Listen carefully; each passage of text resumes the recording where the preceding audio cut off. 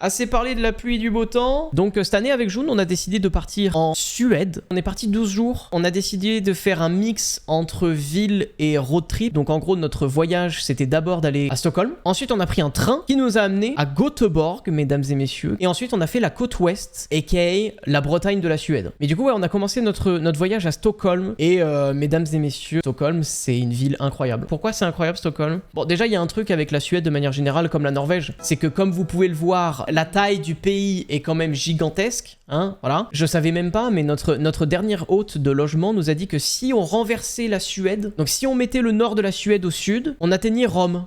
Voilà, c'est dire quand même à quel point c'est grand, quoi. Mais du coup, en Suède, il y a 10 millions d'habitants. Et du coup, ce qu'il faut savoir, c'est que 10 millions d'habitants, c'est Paris et son grand cercle de proximité. Vous voyez ce que je veux dire ou pas? Donc oui, forcément, en fait, il y a quelque chose que je vais dire là maintenant qui est valable pour finalement tous les endroits de la Suède qu'on a fait, c'est que, bah, on respire tellement plus, quoi. On respire tellement plus, il y a beaucoup moins de monde. Autant à Stockholm, on a croisé quelques Français, mais franchement, on a très peu entendu de Français. Typiquement, nous, l'année dernière, on a fait Lisbonne. On a croisé des centaines de Français. Vraiment, il y a énormément de Français. Bon, c'est connu qu'il y a énormément de Français à Lisbonne, tu vois, mais en Suède, en fait, ce qui est assez rigolo, en vrai, c'est que la majorité de leur tourisme, j'ai l'impression que c'est Norvège, Danois, Allemagne, et après c'est pas tant de gens, quoi, au final. La très grande majorité des touristes suédois, c'est des Suédois, en fait. C'est des Suédois qui vivent à Stockholm et qui vont sur la côte parce qu'ils ont une maison de vacances avec leur bateau. Tu vois ce que je veux dire? Mais ouais, du coup, ce qui est trop impressionnant avec Stockholm, c'est un peu la manière dont la ville est faite. Donc nous, on a logé dans cet hôtel là, le Hobo Hotel, qui était un peu cher. Alors après, comme d'habitude, hein, les logements dans les pays nordiques, nous, de toute façon, ça a été le plus gros, le point le plus problématique avec la Suède, c'est que ça coûte très cher, et par rapport à la Norvège, il n'y avait pas tant de choix que ça, il n'y avait pas tant de possibilités que ça, etc.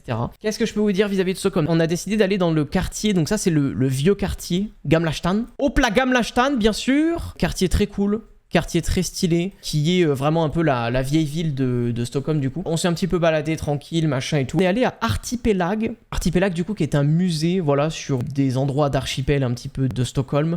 C'était très sympa, c'est un musée en pleine nature, c'est très joli. C'est là où vous avez vu mes premières photos sur Insta que je vous ai mis avec justement le musée. Enfin, on n'a pas fait le musée, mais autour du musée, etc. Et forcément, il y a la partie musée et culturelle. C'est là où, en vrai, moi, c'est ce que je voulais vous raconter concernant Stockholm. Donc, en gros, faut se dire que de notre hôtel à cet endroit-là, c'est genre il y a 40 minutes à pied, mais au pire tu peux prendre le métro, tu peux prendre un bateau, c'est des petits ferries qui coûtent le prix d'un ticket de bus. Ah oui, ils ont un truc de fou à Stockholm. Ah ça, j'étais en mode putain, quand est-ce qu'on aura ça en France? Le bus, les petits ferries, le métro, t'as une borne à l'entrée du bus, tu prends ta carte bleue, ton téléphone si t'as ta carte bleue dessus, ça bip et t'as un ticket. Voilà, fin de l'histoire.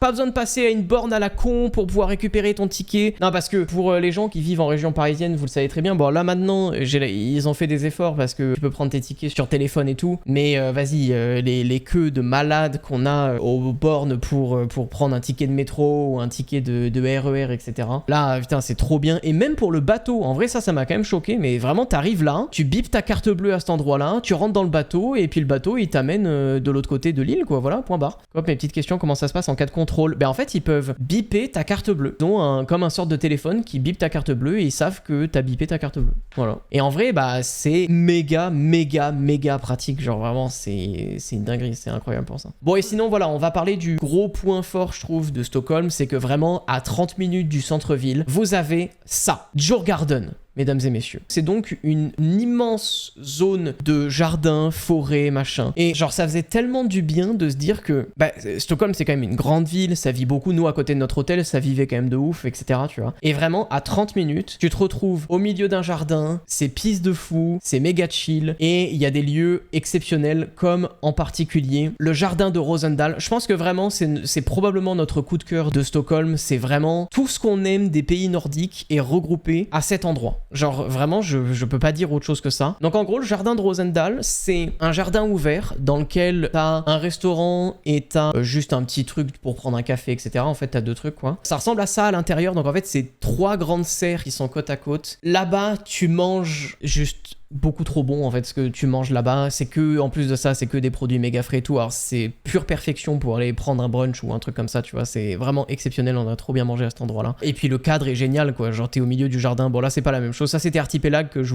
vous parlais tout à l'heure là justement. Mais ouais, cet endroit c'était trop bien. Et sinon on a fait un dernier truc à Stockholm. On a pris un bateau à cet endroit-là, on a pris un petit ferry du coup, qui nous a amené ici à Vaxholm, à l'île de Vaxholm. Et c'était super, c'était très bien. Donc c'est une petite île sur laquelle on s'est baladé, où on a passé un petit temps là-bas. Franchement, l'île nous a fait un petit peu penser, sur un mood un petit peu différent, mais à l'île de Breda, c'est ça? C'est Bréa? L'île de Bréa ici en Bretagne, qu'on a fait dans notre dernier petit trip en France. C'est un havre de paix, c'est une petite île paradisiaque en Bretagne quoi. Plus de ça, t'as pas le droit d'être en voiture là-bas, donc vraiment une fois que t'arrives, t'es à pied ou à vélo, tu peux faire le tour de l'île, c'est hyper mignon, c'est très charmant, etc. Bon, Vaxholm, ça a fait un petit peu penser à ça, où voilà, c'est une petite île avec des petites maisons, les gens qui vivent tranquilles et tout. Je peux vous dire que les gens qui vivent là-bas, la vie, elle est plutôt ok.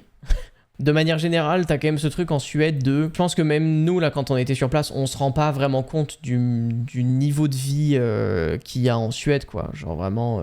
En fait, la quantité de maisons qu'on a pu voir de plein de gens et à plein d'endroits, hein, parce que là, on part de Vaxholm, oui, ok, c'est une île qui est proche de Stockholm, etc. Et sur la côte ouest, il y a des coins paumés, enfin, t'as vraiment l'impression que n'importe quel Suédois est bien logé, voilà.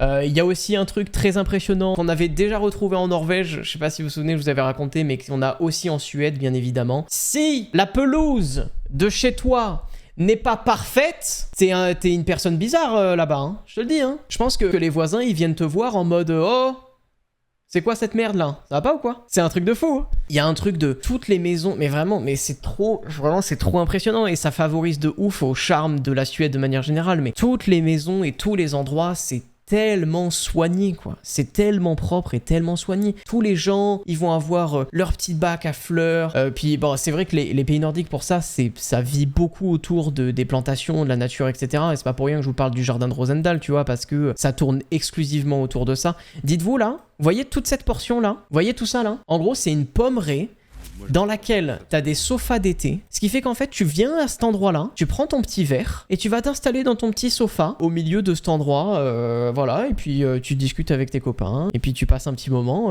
au calme quoi. Et puis en fait il y a ce truc qui est assez cool je trouve tu sens clairement que les gens ont un niveau de vie qui est quand même très élevé et pour autant les gens sont quand même très simples dans leur manière de vivre et tout, et comme je vous dis il y a vraiment ce truc il y a aussi ce truc très naturel, même vis-à-vis de la bouffe et de la restauration de manière générale, tellement de choses où c'est très frais, ce que tu peux boire c'est très frais, ce que tu peux manger c'est très frais. Il y a un endroit en particulier où on a mangé, c'était Pommes et Flora. Je vous jure que enfin vraiment, je pense que c'est l'un des meilleurs repas du midi que j'ai mangé de ma vie. Genre vraiment, c'était une dinguerie à quel point c'était exceptionnel cet endroit. En fait, j'insiste un petit peu là-dessus parce que tu sais quand là je suis devant mon ordi, devant ma cam, je suis en train de vous parler, vous êtes chez vous, on a chacun notre quotidien, machin et tout, tu vois. Nous, on vivra probablement, la très grande majorité de nous, on vivra pas avec leur niveau de vie, tu vois, ça c'est sûr, mais il y a un aspect qui est très inspirant, comme je dis, dans la manière dont ils vivent un peu autour de la nature, autour du respect de la nature et tout. Je sais pas si vous savez, mais il y a une règle dans plusieurs, enfin c'est dans la loi, hein, dans plusieurs pays nordiques, où en gros la nature appartient à tout le monde à partir du moment où tu la rends dans l'état dans lequel tu l'as utilisée. Donc ça fait que par exemple quand t'es en camping-car ou en van ou quoi, tu peux t'arrêter à n'importe quel endroit où tu le souhaites, tant que tu rends l'endroit comme tu l'as pris au moment où c'est arrivé. Et je trouve que ce genre de règle, c'est quand même hyper significatif de comment est leur vision des choses vis-à-vis des choses qui l'entourent. Je sais pas si vous êtes d'accord avec ce que je dis ou quoi, mais je trouve que ça y participe beaucoup quoi. Je savais qu'on allait passer un bon moment à Stockholm, je pensais pas qu'on allait passer un aussi bon moment à Stockholm, parce qu'il faut pas oublier que c'est quand même c'est la capitale du pays, donc tu vois c'est une grande ville. Hein. Dans la catégorie grande ville de pays, c'est en très grosse compétition avec Lisbonne, mais c'est difficile à comparer aussi, mais je pense que Stockholm est probablement ma ville top 1 des grandes villes que j'ai pu faire. Bon bref, du coup on prend un train pour aller à Göteborg. Je vais pas avoir 1000 trucs à raconter parce que Göteborg, voilà, comme d'hab, hein, c'est une ville. Quand on est dans une ville, on fait le truc en mode ville, hein, donc on se fait des petits restos, on voit la partie historique et les endroits un petit peu cool de la ville. Surtout qu'on n'avait pas de voiture à ce moment-là. Göteborg, très sympa, franchement c'est Stockholm en plus petit. En fait le jour 1 on n'avait pas de voiture, mais le jour 2 on est allé louer notre voiture. Et donc ce qu'on a décidé de faire, c'est que pareil côté ouest de Göteborg, vous avez différentes îles. On a décidé d'aller sur Okero. Et en fait tout ça tu peux le faire en voiture. Tu peux partir de là et tu peux arriver ici et tu peux faire tout ça et après tu peux être à pied, etc. Et donc on a décidé d'aller sur l'île de Photo et de manger sur l'île de Photo. Et c'était trop stylé, c'était trop bien. On a mangé exactement là. Donc ouais, après qu'est-ce qu'on a fait du coup sur ce voyage en Suède? Donc on est parti de Göteborg et donc là on a 3 stops à partir de Göteborg. Le premier stop c'est l'île de Tjörn. Le deuxième stop on s'est arrêté à Lysekil, qui est donc une petite ville. Et ensuite le troisième stop on s'est arrêté, le point c'était ici, mais en fait il n'y a pas de point, donc mais en gros on a logé là. Vous allez voir, je vais vous raconter des petits trucs, c'était quand même un peu... c'était un petit peu rigolo à ce sujet-là. En fait, ce qui va être un peu particulier dans ce que je vais vous raconter, c'est que forcément, la côte ouest, j'ai envie de te dire, c'est la Bretagne de la Suède, ce qui fait que, en vrai, il y a une très grande majorité des paysages qui se ressemblent, etc., etc., mais ce qui est normal, en vrai. T'es sur la côte comme ça, ça se ressemble, quoi. Il y a des îles, il y a pas mal de cailloux, il y a un mood côte de granit rose de fou, hein. Je vous le dis, hein. Il fait chaud là-haut l'été aussi. Le max qu'on a eu, c'est 26. En gros, la température parfaite, tout simplement. Il n'y a pas de débat. Donc, toute la côte, comme je vous dis, c'était une expérience qui était plutôt similaire, un peu de point en point. Mais nous, du coup, on en a profité pour faire des bonnes balades, des bonnes petites randos, hein. On a fait une très grosse balade ici, sur l'île de Bohus-Malmön. Trop chouette comme île, moi j'ai vraiment bien kiffé. Et en gros, ce qu'on a fait, c'est que on est parti du centre de la ville, on a rejoint ce chemin ici, et on a fait tout ça, on a traversé tout ça ici. Franchement, tout cet endroit-là. Vous voyez, Seigneur des Anneaux, quand t'as Frodon, Gollum et Sam dans les marais, là. Même mood. Franchement, même mood. Ça faisait vraiment genre terre de désolation. Il faisait gris. Il y avait de la pluie au loin, etc. Donc genre vraiment, ça faisait vraiment terre de désolation. C'était incroyable. C'était vraiment très stylé en termes de paysage. Et après, on a longé tout ça. On a rejoint la route ici. Et après, on est rentré par là. Et là, on est arrivé dans cette zone un peu paradisiaque, on va pas se mentir. C'était vraiment très cool. Là, j'avoue qu'on était bien mort quand même. On a fait, c'est quoi? C'était un gros 3 heures de balade. Et ouais, du coup, moi, je suis trop heureux parce que du coup, pour mon anniversaire, donc June m'a acheté des chaussures de rando et un sac. Et putain, heureusement que je les avais. C'était trop bien. J'étais trop heureux. Ensuite, côté expérience, donc ça, c'est un peu rigolo parce que là, vraiment, dans ce voyage, on a fait les opposés. C'est-à-dire que on a fait Stockholm dans le Hobo Hotel où, franchement, c'est un bon petit hôtel, on était bien logés, on avait notre petit déj, on avait tout ce qu'il faut, etc. Into le Ramsvik Stokby and Camping. Et là, mesdames et messieurs, c'était une expérience qui était très marrante du coup dans ce camping. Parce que ce camping, c'est à la fois... Donc nous, c'est ce qu'on fait, c'est ce qu'on a fait en Norvège, c'est ce qu'on fait aussi en Suède. Tu sais, tu peux louer des petites maisons qu'on appelle des hytteux, qui sont des sortes de... les petites cabanes rouges... norvégienne et suédoise, comme vous pouvez voir un peu comme ça. Sauf que, je vous ai dit que le logement en Suède, c'était quand même très cher. Et là, les cabanes individuelles où t'avais tout dedans, genre un lit double et une cuisine, quoi, en gros, et des chiottes, c'était quand même assez cher. Et donc, on a décidé le plus petit modèle de hytte. Donc, voilà ce qu'a été notre logement pour 2 nuits. C'était donc la plus petite hytte du camping. Voilà ce qu'était l'intérieur. Avec notre gigantesque valise. Là, vous voyez la totalité de l'intérieur. Hein. Globalement, il y a juste légèrement avant la photo où il y a ici, il y a un meuble à droite et il y a un meuble à gauche, quoi. Je vais pas vous mentir qu'il y a eu un contraste d'expérience de logement entre le Hobo Hotel et cette hytte. Surtout que du coup, comme vous pouvez le constater, je pense qu'on est tous d'accord, il n'y avait donc ni chiottes ni salle de bain, bien évidemment. Mais ça on s'en fiche. Il y a air, on est là, c'est le camping, tu vois. C'était très rigolo. En vrai, c'était très marrant. Très heureux aussi que enfin on ait un logement avec un lit séparé. Vraiment, j'en pouvais plus de dormir avec June. Et donc, bien évidemment, comme c'est un camping, il y avait des toilettes et des douches communes, bien sûr. Juste, il y avait un truc qui était un peu nul, c'est que, comme on était les ploucs du camping, parce que tous les autres, ils avaient leur espace, ici, dans les hytteux comme ça. Donc ça, c'est juste le niveau au-dessus. Il y avait chiottes et salle de bain, tu vois. Donc, comme nous, on était les seuls ploucs du camping, je crois qu'il y en avait que 6 des toutes petites. Mais en fait, il n'y avait pas vraiment un espace qui était dédié pour nous. C'est-à-dire que t'avais des lavabos au niveau des chiottes, mais du coup, si t'allais au lavabo lavabo pour te brosser les dents, s'il y avait un mec de n'importe quel endroit qui sortait des chiottes et qui avait envie de se laver les mains, bah tu le gênais quoi du coup, tu vois. Donc c'était un peu chiant pour ça en vrai. Mais bon, vas-y, c'est farine, c'est pas très grave. Et puis surtout en fait ce qui se passe c'est que pourquoi les gens ils viennent à ce camping? Bon déjà c'est bien isolé. T'as directement accès à la mer, il y a plein d'activités et tout, c'est énorme. Mais c'est surtout que, on va dire que dans cette zone-là, t'as genre 5 heures de rando à peu près, un truc comme ça. Donc nous, on a fait une toute petite boucle parce qu'on était rincés de la rando qu'on avait fait la veille à Malmont, quoi. Et donc on est parti de notre camping, on a pris cette route, on est allé ici, on est monté là, et ensuite on a suivi ce chemin qui nous a amené au travers de ça, au travers de la forêt, et qui nous a fait redescendre sur les cailloux ici pour aller au camping, quoi. Et c'était très cool. Franchement, c'était très sympa. Moi, j'ai bien kiffé cette balade-là. Et ensuite, après, quand on est parti du camping, donc là, c'était très rigolo. Et là, je vais vous parler d'un autre truc qu'on adore avec June, que bien sûr, on a aussi en France, mais je sais pas, il y avait un step un peu au-dessus. On a logé, alors là, c'était un peu marrant. On a logé, donc c'est une femme qui a une petite propriété dans laquelle il y a sa maison, et il y a une petite maisonnette de fond de jardin. Sauf qu'en fait, elle loue tout cet endroit-là à un mec qui est fermier et qui globalement dispose de la moitié des terres que vous avez devant votre écran, quoi. On était en mode d'accord, ok, pas de problème. Donc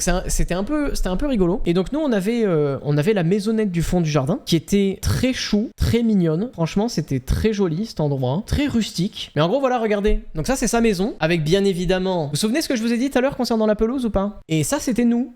Ça, c'était notre Airbnb. C'est un truc de fou, hein. Donc ça, c'est la propriété. Voilà. C'est quand même joli, hein. Et ça, c'était l'intérieur de la maison. De notre maison à nous, notre petite maisonnette. Quand je vous dis que c'est rustique, je mens pas, c'est rustique. Et là, j'ai de l'anecdote, là. On avait une douche dans la maison, mais pas de toilette. Cette madame, qui vit du coup dans cette maison, décide d'utiliser une création norvégienne d'un style de toilette un petit peu particulier, mesdames et messieurs. À la bonne heure. Le principe est très simple. Plutôt que de faire ton affaire dans une cuvette où il y a de l'eau, tu vas plutôt faire ça... Comment je peux expliquer ça? Dites-vous que la cuvette ressemble plutôt à une trappe en métal qui est un peu penchée comme ça. Au niveau de cette trappe, tu disposes de sortes de sacs en plastique que tu peux mettre sur la trappe. Donc en gros, tu pisses et tu chies dans un sac. En gros, c'est littéralement ça, donc c'est absolument énorme. Et en fait, ce qui se passe, c'est que une fois que tu as fini ton affaire, tu appuies sur un bouton qui ouvre la trappe. Et en fait, le but de ce toilette-là, c'est que ça marche pas à l'eau, mais ça marche avec des braises. Parce qu'en fait, le bas du réservoir du toilette, c'est littéralement un feu, voilà, un brasier, dirais-je. Ce qui fait que du coup, en fait, ton sac qui est fait en matière recyclable, eh bien, il tombe dans le réservoir et il brûle. Parce que c'est mieux pour la planète. C'était tellement pas pratique. C'était tellement pas pratique. On en parle de l'odeur. Eh ben, on peut parler de l'odeur. Zéro. Rien. Mais ouais, non, mais c'est... Je comprends, hein, c'est bien pour la planète, hein, mais c'était tellement pas pratique. Je peux vous dire que quand je suis rentré à la maison, c'était un bonheur. J'ai redécouvert ce qu'était vivre, en fait, tout simplement. Je suis trop heureux d'être de retour à la maison. Donc ça, c'était la première anecdote de la maison. Deuxième anecdote de la maison, mesdames et messieurs. On avait une douche. On avait une douche qui était juste à droite ici. Bien évidemment, si je vous parle d'une toilette, enfin de toilette un petit peu particulier, je pense que vous avez compris que la douche était un petit peu particulier aussi. La douche, en fait, ce qui se passe, c'est que moi, j'étais en train de décharger les affaires et la dame, elle parlait avec June. Et donc, elle dit à la dame, oui, non, mais en gros, ce qui se passe, c'est que... en fait, c'est mon père qui a fait la douche, mais il a eu la bonne idée de ne mettre que du bois. Donc, en bas de la douche, oui, c'est noir, mais c'est pas sale. C'est juste que au fur et à mesure qu'il y a de l'eau qui tombe dessus, forcément, ça pourrit au fur et à mesure, quoi. Donc bon, ça c'est à peu près logique, on va pas se mentir. Mais... clou du spectacle, mesdames et messieurs, et là c'est vrai que j'ai pas pris de photo, en vrai c'est dommage. C'était vraiment, donc imaginez une cabine incrustée dans le bois, une toute petite cabine incrustée dans le bois avec un rideau devant. Et la dame, qu'est-ce qu'elle nous dit? Qu'est-ce qu'elle nous dit, la madame? Elle nous dit quoi? Elle nous dit, bon, il y a une lumière à l'intérieur de la cabine. À l'intérieur de la cabine, il y a une lumière. Donc dites-vous vraiment, si vous êtes chez vous, imaginez vous êtes chez vous et vous mettez la lampe de votre plafond dans la cabine. Est-ce que vous constatez qu'il y a un problème ou pas potentiellement? Donc qu'est-ce qu'elle nous dit? Elle nous dit, je vous conseille de pas l'utiliser la lumière. Parce que, do you know Claude François? Yeah, correct, absolute, yeah. Donc en fait, t'as une personne qui te dit, non, t'auras pas de lumière dans ta douche, parce que si tu allumes la lumière, il y a une chance sur deux que tu crèves, quoi, en fait, tout simplement. Donc ce serait... malencontreux, hein, on va pas se mentir. Non, mais du coup, c'était un peu marrant. C'était rustique, voilà. On a fait un bond en arrière dans cette cabane. Ça nous a rendu plus humbles face à notre situation de vie. Tu Tu vois ce que je veux dire? Non, en vrai, en plus de ça, je troll par rapport à tout ça et tout. C'était trop bien. Franchement, c'était trop bien. C'était très rigolo. Moi, je vous avoue qu'au bout d'un moment, j'avais envie de pisser toutes les 2 heures parce que je faisais que de boire. Donc, je vous avoue que j'avais 1 milliard d'hectares de nature qui était à côté de moi. Donc, plutôt que de pisser dans un sac, je suis plutôt allé pisser contre un arbre. Est-ce que la nature va m'en vouloir? Je pense pas. Bref, voilà. Qu'est-ce qu'on a fait à cet endroit-là? Ah si, à cet endroit-là, on est allé ici. On a fait le tour de cette petite île. C'était génial. C'était trop bien. Et après, tout le long de la côte, bah, il y a plein de petites villes qui sont vraiment très bien. Lisekil, très sympa. Lisekil qui était du coup... pardon, c'était où Lisekil? Là. Lisekil, très sympa. Smogen, donc c'est une ville qui est beaucoup plus connue. Smogen, très sympa aussi, bien sûr. Ensuite, on a vu quoi d'autre? Là, on a Bovolstrand, très sympa aussi. Toute petite ville, mais super charmante. Tout le long de la côte, il y a tout à voir, hein, vraiment. Faut juste y aller en voiture et passer de bout en bout. Fialbaka, très chouette aussi comme ville. Fialbaka, c'était vraiment très cool. On a excessivement bien mangé à Fialbaka. Qu'est-ce qu'on a bien mangé là-dedans? C'était une dinguerie à quel point on a bien mangé là-dedans. Et voilà, et après on est gentiment rentré à l'aéroport et on est revenu. Bah conclusion un petit peu de ce voyage. Stockholm, très largement dans le top 2 des plus belles villes, des villes les plus charmantes, des plus agréables, des plus chill de toute ma vie que j'ai pu faire. Et après cette côte ouest qui était en fait de manière globale, je serais pas là en mode j'ai pas été époustouflé par les paysages. Clairement, si vous voulez des paysages nordiques qui vous mettent une énorme claque derrière la nuque, bah vous faites les fjords de la Norvège. C'est plus la côte de la mer du Nord de Suède, mais c'est très beau, c'est très joli, il y a plein de belles choses à voir, il y a des belles balades à faire. Donc franchement, non, c'est bien pour ça. Hein. Je suis ready pour GeoGuessr en Suède, exactement. Et ouais, bah forcément, les points négatifs des pays nordiques, bah c'est l'argent. Voilà, comme tu dis, Orbat, hein. Quand tu manges dehors, franchement, peu importe ce que tu fais, quand tu manges dehors, n'importe quel endroit où tu vas, si tu prends un soda et un plat, donc si tu prends une boisson, genre une limonade avec un burger, et que t'es 2, et que donc du coup tu prends 2 limonades, 2 burgers, t'en as pour 40 balles minimum. Voilà, ça c'est toujours, partout, c'est sur tous les endroits qu'on a fait, c'est ça. Donc forcément, bah, un verre de vin, tu veux un verre de vin rouge? T'es sûr que tu veux un verre de vin rouge? La con de toi, c'est 12 balles, minimum. Franchement, les verres de vin, c'est minimum 10 balles, on va dire. Donc forcément si tu montes un peu plus en gamme, bah, ça coûte un peu plus cher. On a vu d'ailleurs dans un resto des verres de vin à 150 balles, ça c'était un petit peu étonnant mais bon bref. Les logements, bah c'est voilà, c'est entre 120 et 150 balles minimum. Dites-vous mesdames et messieurs que donc la petite hiteux, ça la nuit, par nuit c'était 70 € je crois. Donc en gros je pense que ça vous donne un bon point de repère pour le reste du pays. Hein. Du coup je conseille plutôt la Norvège ou la Suède. S'il y en a un à faire parmi les deux, ah la Norvège.